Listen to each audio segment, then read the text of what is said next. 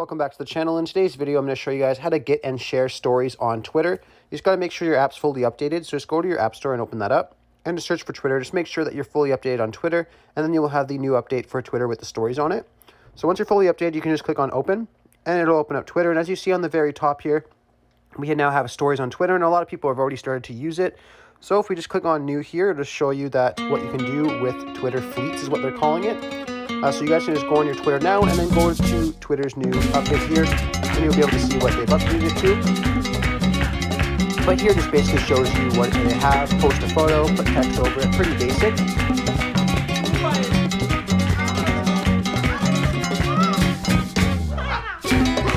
Very, very simple concept. Anyhow, you just go over to where your plus icon is here, click on the plus icon, and here you could type any text that you would like to.